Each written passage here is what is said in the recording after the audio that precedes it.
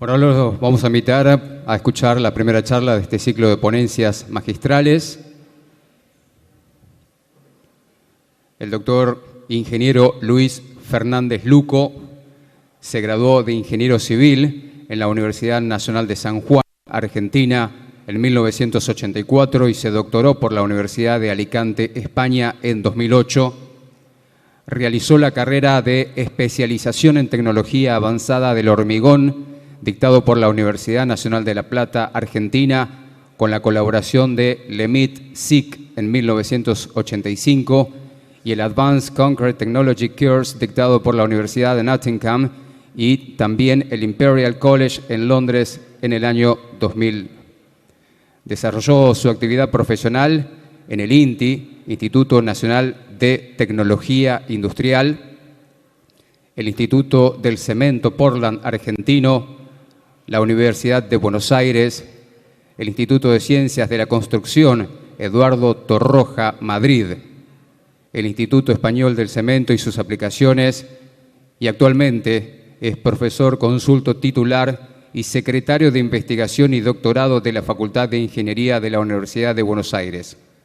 Autor de numerosos trabajos de investigación, es investigador responsable del Grupo de Materiales Compuestos Granulares de la Facultad de Ingeniería y es vicepresidente del capítulo Argentina del American Concrete Institute.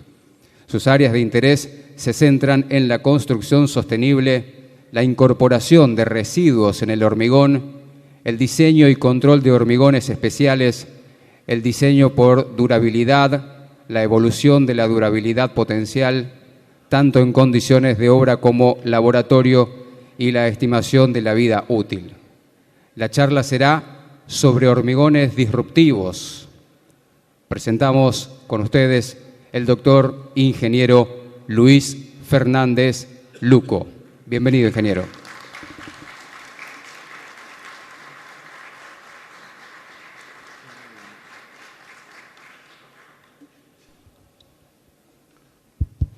Buenos días a todos. Antes que nada, agradecer al colegio esta invitación. Es un honor estar acá como parte de la Asociación Argentina de Tecnología del Hormigón, como representante, digamos, académico, si quieren, por la Facultad de Ingeniería. Y la idea es un poquito acompañar este desafío del colegio, que es mostrar lo que hace la ingeniería, mostrar que la ingeniería es una ciencia al servicio del hombre y que ese rol social que le pedimos a todo emprendimiento, a toda actividad financiada por el Estado y por la gente, justamente la ingeniería es una característica propia. ¿Por qué? Porque es reactiva a la necesidad. No se construye si no hay quien habite, no se hace un camino si no hay quien lo transite, no hay energía sin que alguien la use. Entonces, realmente toda la actividad de la ingeniería está asociada con un uso de lo que se produce. ¿A qué llamamos hormigones disruptivos? En realidad quisimos un poquito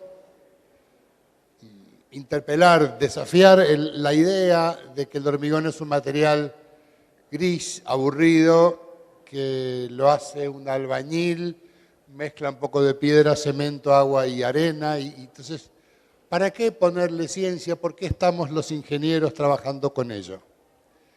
Y justamente esta presentación, que es corta, es tratar de mostrar otras cosas hechas con hormigón que contradicen, se contraponen con la idea general de este material gris, aburrido, sin creatividad. Vamos a ver a qué le llamamos para ver algunos ejemplos, algunos de los objetivos, qué es lo que se busca en cada caso, a qué echamos mano, cómo nos valemos de la ciencia para apoyarnos en la tecnología y cómo caracterizar, porque cada uno de estos materiales es diferente de lo habitual y por lo tanto habrá que aprender a entenderlo de alguna manera. Esta imagen muestra vasija binaria, porque con el avance de la enología y la tecnología de producción de vinos, donde ya saben que Argentina gana premios en el mundo, se encontró que la permeabilidad, la capacidad de intercambio con el exterior del hormigón es una garantía, es una propiedad interesante para mejorar la calidad del vino. Y entonces, inclusive, algunos intercambios, digamos, catiónicos de sustancias químicas favorecen la calidad del vino que se almacena en esta vasija.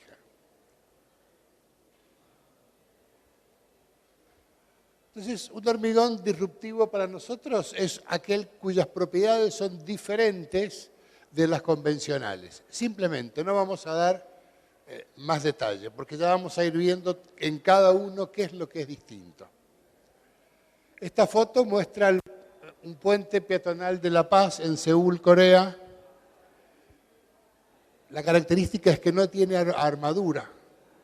Es un material de 200 megapascal de resistencia a la compresión dúctil, tiene unas microfibras y todavía una cosa que el ingeniero Lescano dijo con mucho tino, el cuidado de la gente, el cuidado del usuario, el cuidado de la seguridad en el patrimonio, todavía no se acostumbran o no se atreven a hacer esto más que peatonal.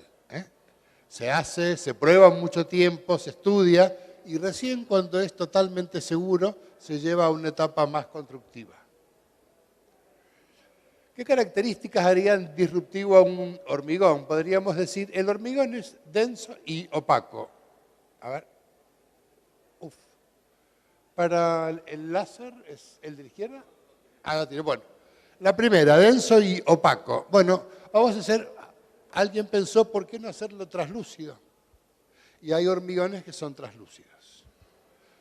Acumula suciedad en la superficie. Uno ve que el hormigón se va ennegreciendo, se junta a tierra, y claro, hay hormigones de cemento blanco, hormigones blancos. ¿Y qué hago con un hormigón blanco?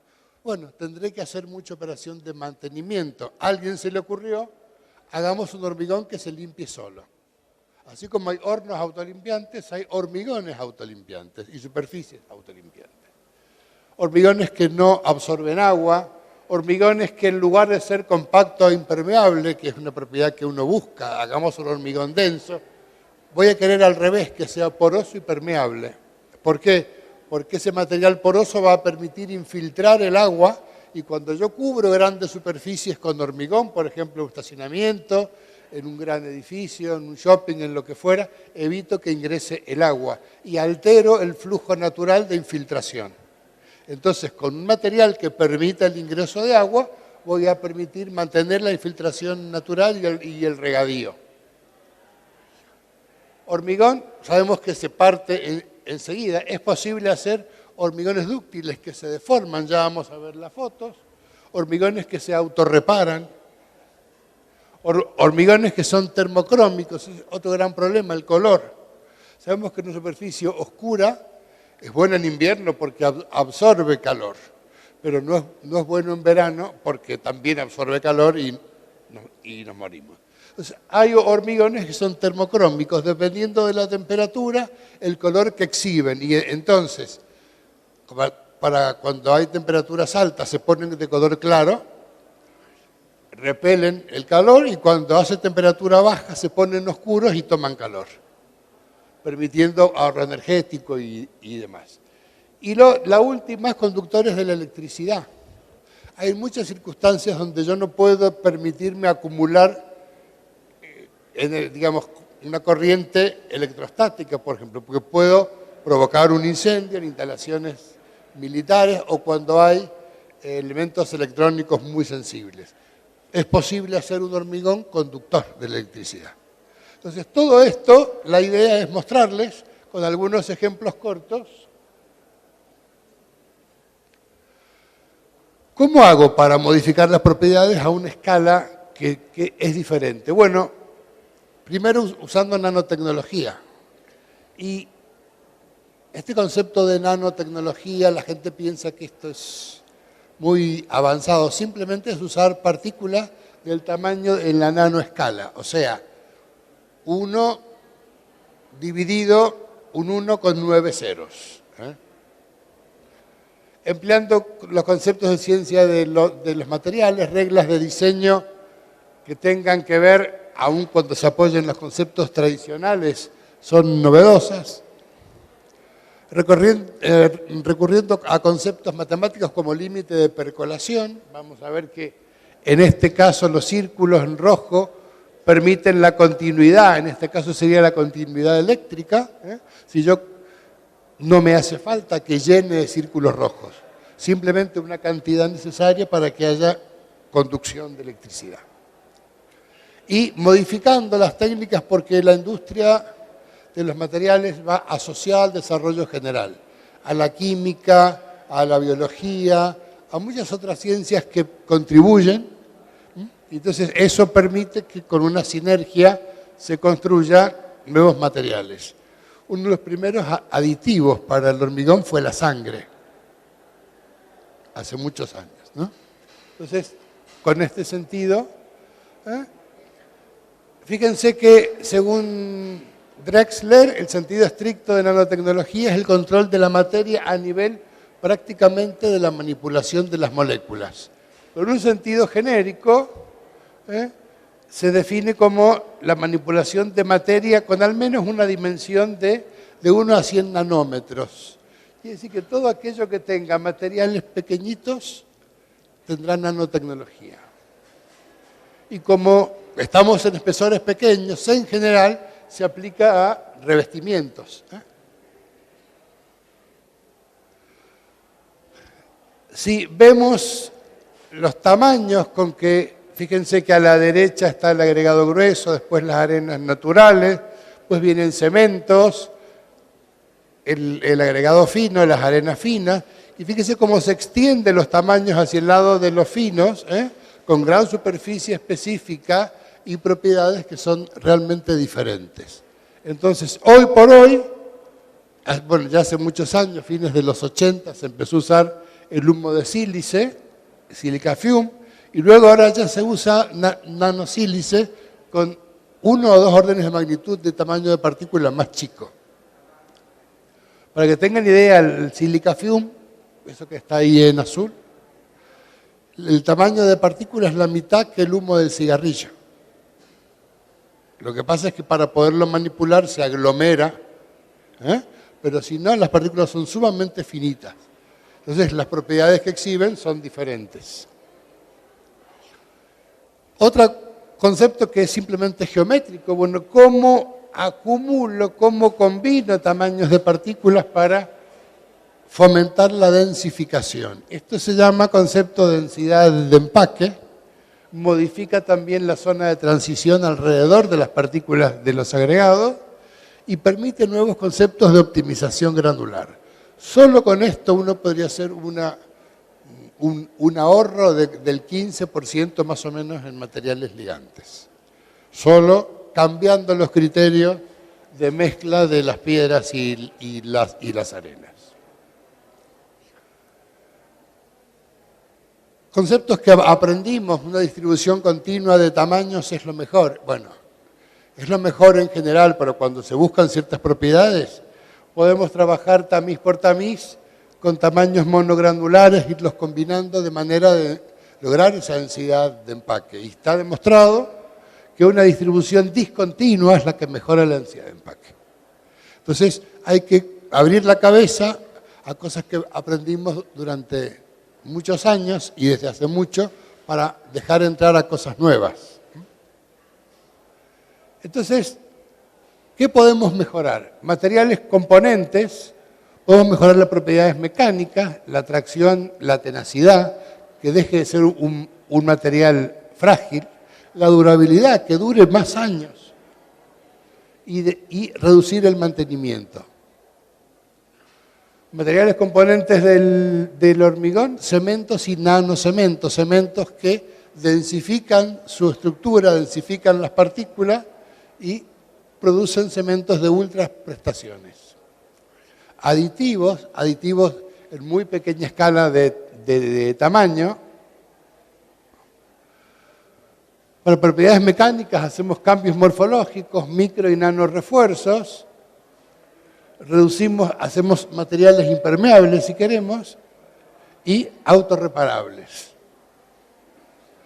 Por último, en esta escala, los autolimpiantes, ¿por qué? Porque parece como muy novedoso y sin embargo, o muy complicado, y sin embargo es muy sencillo hacer materiales autolimpiantes. ¿Qué son los nanocementos? Tienen partículas de óxido de circonio, fíjense el tamaño, 2 órdenes de magnitud, 100 veces más chicas que el cemento actual, y esas pequeñas partículas inducen cambios en todo el proceso, permitiéndome un ahorro de casi 200 grados en la temperatura de clinkerización.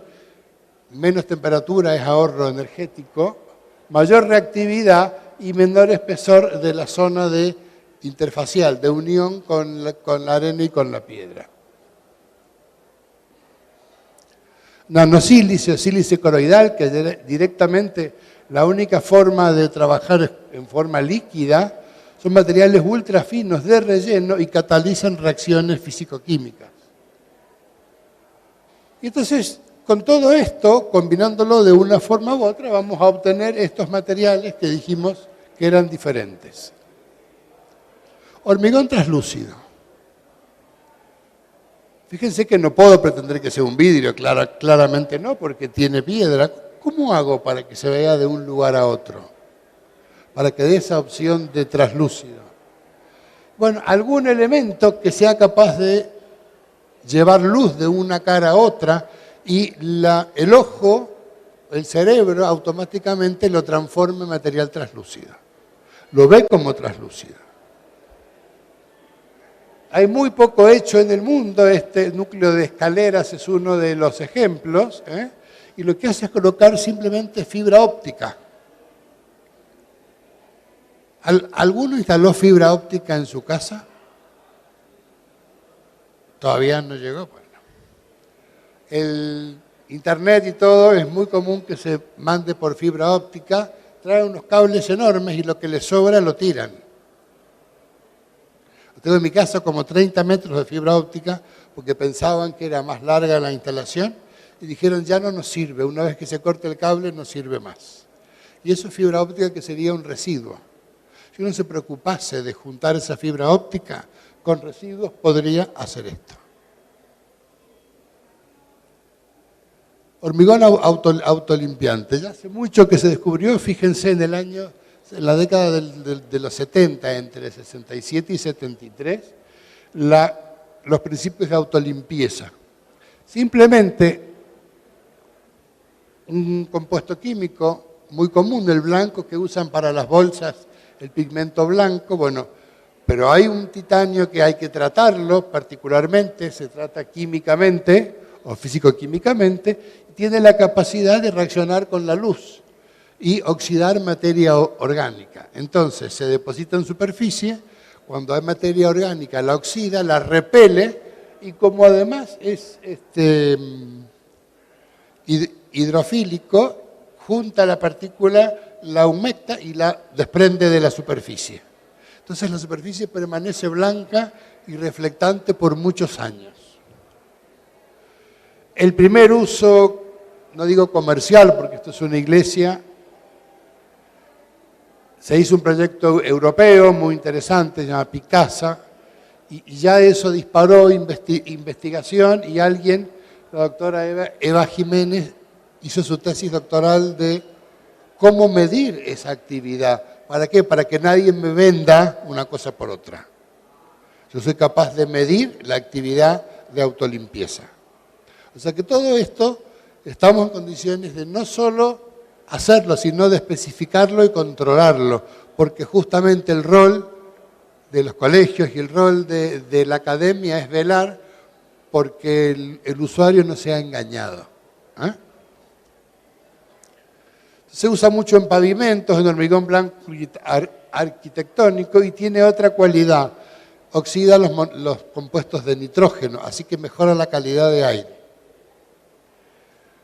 Básicamente, como está arriba, una sustancia pigmentada con el paso del tiempo se transforma en incolora, porque lo oxida, y entonces a partir de la acción de la luz simplemente se oxida los compuestos de de nitrógeno y además mejora la calidad de aire. Es muy importante la reducción de tareas de mantenimiento. El otro que les quería presentar, porque tiene utilidad hasta para hacer canchas de tenis, de fútbol, de lo que fuera, es el hormigón poroso. Es un hormigón donde a propósito le quito un poco de mortero para que quede huecos entre partículas. Y entonces el agua pasa, como pueden ver, pongo un grifo y pasa directamente. Un hormigón poroso puede evacuar una tormenta de 150 milímetros en 4 minutos. Entonces realmente no acumula agua en superficie, no se patina, no hay formación de charcos y si uno lo mira desde el punto de vista de sostenibilidad, permite la infiltración en el terreno del agua. Se pueden hacer estructuras donde a lo mejor el poroso es una parte interna en donde no se ve, pero sirve como estructura de retención de agua. Y la otra cosa que como tiene, fíjense, ¿dónde está el cemento? El cemento está en el mortero. Si un hormigón lleva menos mortero, lleva menos cemento. Y si lleva menos cemento, es más sostenible y más barato.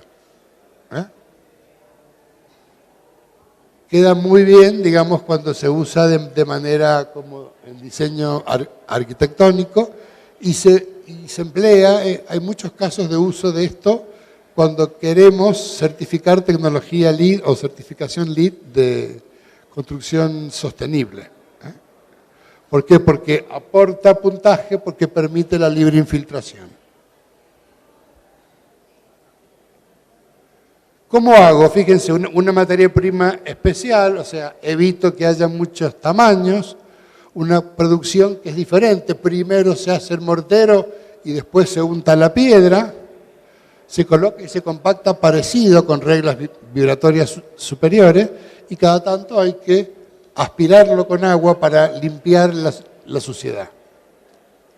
Pero cuidado, esto es una publicidad apócrifa, tramposa, de una empresa. Fíjense lo que dice. Sólido. Justamente, no puede ser sólido porque estoy buscando que sea poroso. Cómodo, que puedo transitar con tacones. Una señora va con un tacón y se le va a quedar en un poro y ahí quedó el zapato, ¿no? O sea, cuidado con las pocas hierbas, dependiendo de la tierra, de lo que se ensucia. Después, si no se cuida, termina siendo todo verde. Entonces, cuidado, porque este tipo de cosas hay que mirarlas con mucho cuidado y quizás evitar que estas publicidades engañosas lleguen al usuario. Un hormigón dúctil. ¿Quién piensa que esta cubierta, fíjense la escala de esa cubierta en la Expo de Lisboa? Eso ya tiene casi más de 20 años, casi 30. Esa estructura laminar es hormigón. ¿Y cómo se consiguió esto? ¿Cómo es posible que una estructura de hormigón no se rompa, no se parta? En lugar de llevar armadura, lleva microfibra en el interior y conforma algo que, ¿se acuerdan del fibrocemento? Bueno, pero con mucha mejor resistencia. Fíjense en la capacidad de deformación, la curva roja es muchísimo más que un hormigón convencional. La capacidad de absorber energía es enorme y entonces permite estructuras muy livianas. Al no haber acero, no hay corrosión. Al no haber corrosión, el hormigón es casi eterno. Los espesores son muy delgados y permiten, por ejemplo, la prefabricación y el montaje. Esta es una estructura en Canadá donde ya saben que por su clima pueden construir 5 o 6 meses al año. El resto del tiempo trabajan bajo techo hacen esto y lo montan en pocos días. Este puente se usa, fíjense esto, ya casi tiene 30 años, Yo tuve la suerte de estar cuando se construyó, de estar con la gente que inventó el material en realidad. Y fíjense los niveles de resistencia que tiene. 200 megapascal en estado no confinado y 350 megapascal confinado. Vamos llegando al comportamiento del acero. El acero es 420 y se trabaja más abajo. Es decir, que estos materiales confinados permiten soluciones que antes no podíamos. Bueno, para el que le interesa en la presentación, que además se las dejo si le quieren distribuir en PDF, están los valores de tratamiento por calor, distintas formas de llegar a esas resistencias enormes, ¿no? Ahí tienen los valores, el no confinado, hasta los 200 megapascal. Hormigones autorreparables, ¿cómo son? Yo puedo, una fisura no es más que un hueco, y en ese hueco yo puedo propiciar que se precipiten nuevas sustancias sólidas. Si yo soy capaz de que precipiten calcita por carbonatación o que se hidrate lo que no se hidrató, voy a ir sellando, voy a ir curando, autocurando el hormigón. Entonces, por ejemplo, hay bacterias. Uno cultiva las bacterias que van formando carbonato de calcio y sellan fisuras. O exprofeso, uno deja cemento sin hidratar para que si hay una fisura, la selle. También es posible tener sustancias, estas bolitas contienen epoxi en las proporciones estequiométricas correctas. Cuando una fractura rompe una de estas esferas, el epoxi actúa y pega. Entonces, dependiendo, fíjense que esto es eficiente para fisuras grandes, y lo otro era eficiente para fisuras pequeñas. Uno puede combinar estrategias y tener un hormigón que se autorrepara. ¿Y por qué quiero un hormigón que se autorrepara? ¿Por qué no lo reparo como he reparado siempre? Bueno, muchas estructuras tienen zonas donde no hay accesibilidad, donde reparar es casi imposible, no porque no se pueda, sino porque no puedo llegar. Entonces, probablemente estos hormigones sean los indicados para esas zonas en donde no puedo ir a reparar por métodos convencionales. El termocrómico. Todos tenemos esas tazas que cuando uno echa el té o echa la sopa cambian de color. Es el mismo efecto. Nada más que una sustancia clara tiene baja absorbancia, la temperatura superficial e interior es menor y lo opuesto con una negra. Entonces yo puedo hacer, fíjense el color del hormigón a 8 grados y a 50. Esto se está patentando en el Torroja. Pero la idea es que podamos tener materiales que, expuestos en el verano, se pongan claros y en invierno sean oscuros. Y con esto reduzco la dependencia energética. Hormigones que no se mojan. Esta es una gran cosa porque estos revestimientos que son en base de nanotecnología pueden aplicarse sobre lo que ya está hecho. Por ejemplo, protección de obras patrimoniales. Al no entrar el agua, no entran sales y al no haber sales no se ataca. Hormigones capaces de conducir la electricidad con nanotubos de carbono que cuando salieron eran como prohibitivos. Conseguir una pequeña muestra de nanotubos era la inversión de un laboratorio. Ahora casi que los tiran por la cabeza. Se producen en gran escala y con un poquito de nanotubos yo puedo hacer no solo hormigones conductores, sino hormigones cuya conductividad eléctrica cambia según el estado tensional. Y entonces son hormigones que se autodiagnostican. Yo midiendo la energía o su respuesta a una corriente eléctrica sé el estado de tensión en el que están. Y les traje al final los hormigones 3D, que tienen que haber oído, tienen que haber visto un montón. Bueno, ¿cuántos años tiene esta tecnología? tiene como 96. Alguien pensó, ¿por qué no pongo un brazo parecido al de los molinos y voy volcando material y hago como un silo redondo? Es el primer antecedente de esto mismo, nada más que la posibilidad de conformación era solo redonda.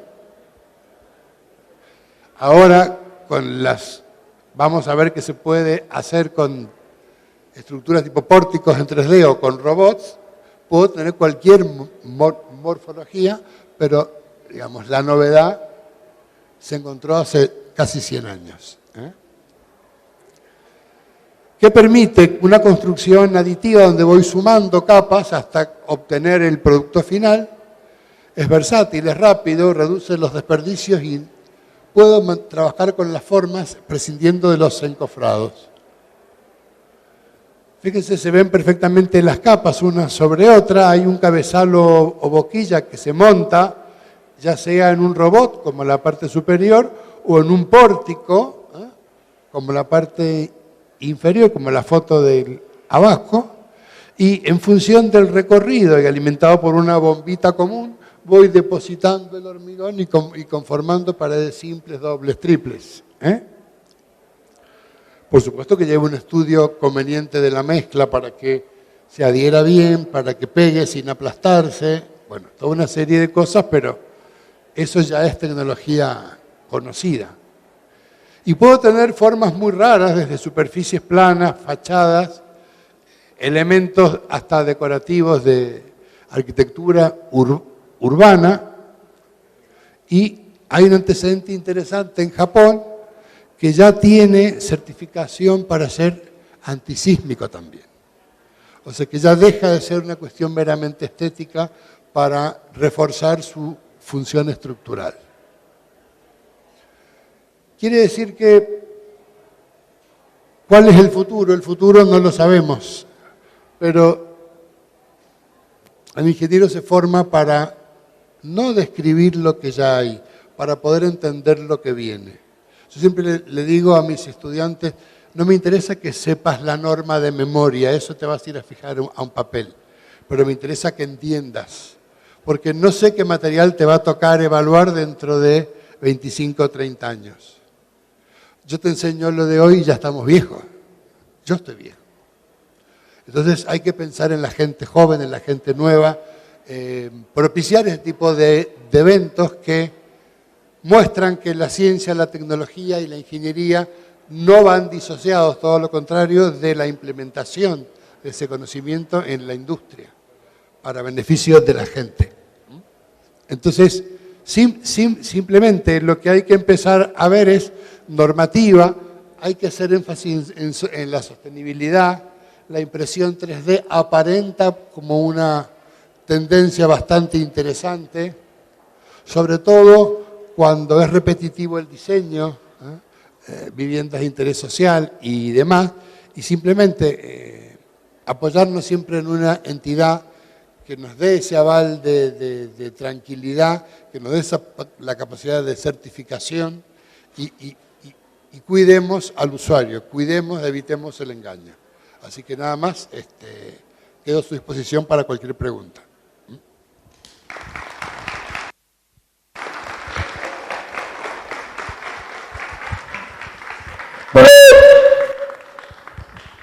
Los que quieren hacer preguntas, por favor, levantan la mano, le acerco el micrófono.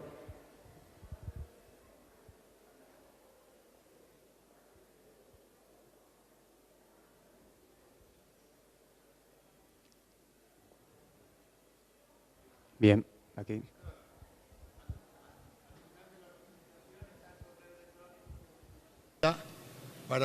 Para poder preguntar o hacer consultas o lo que necesiten.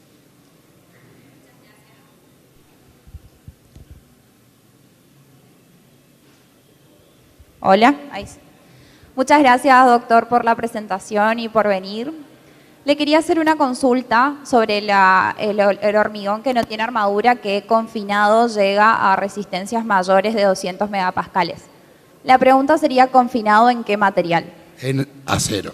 Ah, perfecto. ¿Sí? Es un material que se rellena un tubo de acero y lo que se hace es trabajar en conjunto. Entonces, confinado, evito la deformación transversal y la precompresión del acero cambia el estado tensional notablemente. Y entonces deja de ser frágil para pasar a ser dúctil y se eleva su resistencia 2-3 veces. O sea que en vez de ir adentro del acero va por fuera. Exactamente. Excelente, muchas gracias. Gracias.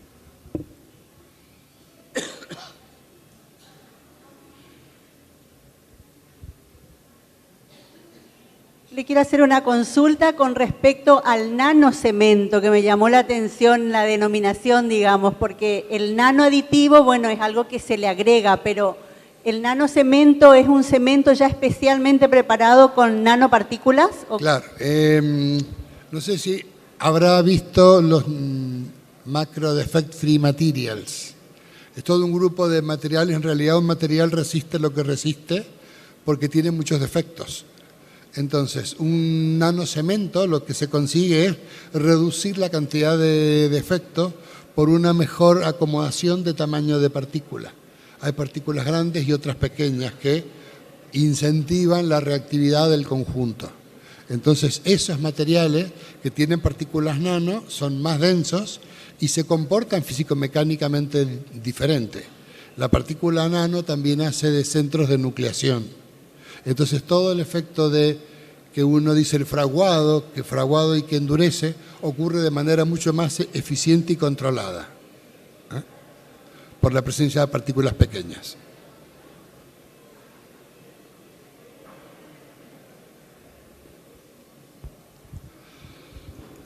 Buen día. Con respecto al proceso de dopaje, ¿eso, digamos, lo realizan acá en la Argentina? No, yo no conozco patentes en Argentina.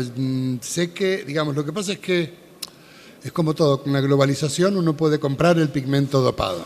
Uno ya compra el material que contiene titanio dopado. Esos son procesos industriales con cierta tecnología, digamos, pero lo que es importante es que, por eso el control, que lo que uno compra o lo que te vendan sea lo que compraste.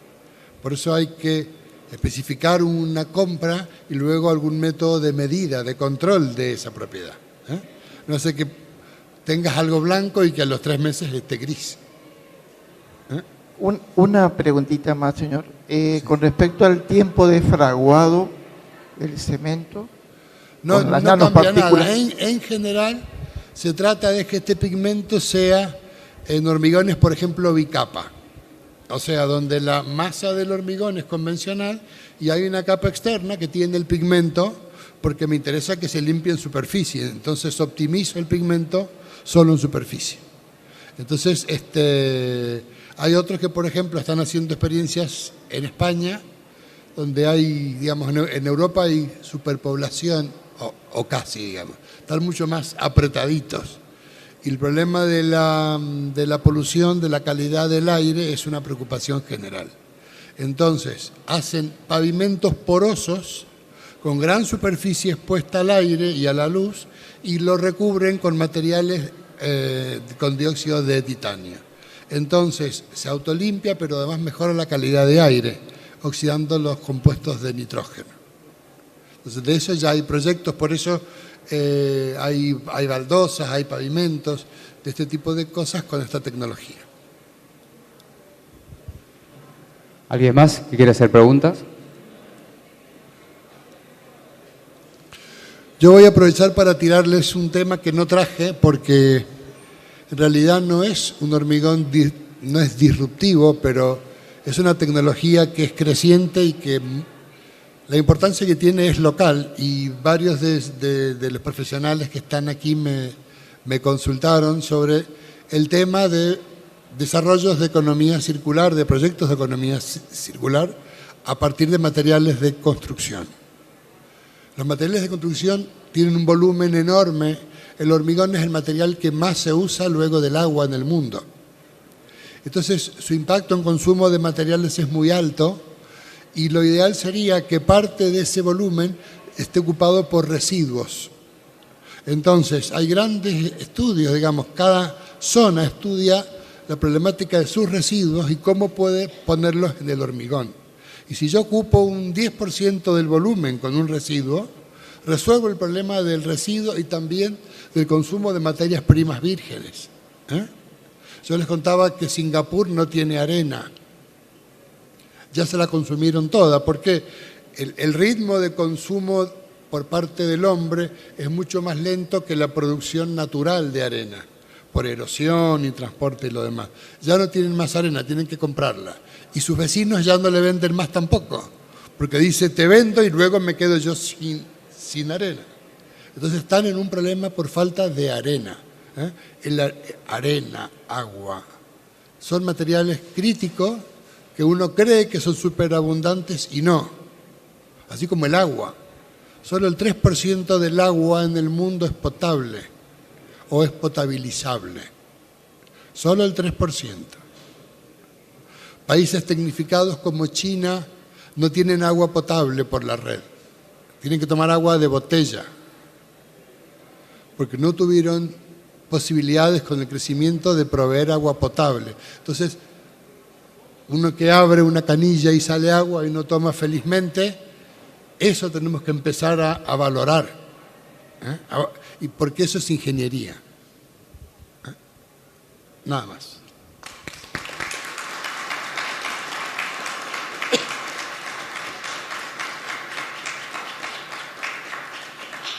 Muy bien, a continuación vamos a hacer entrega de un presente. Por favor, ingeniero.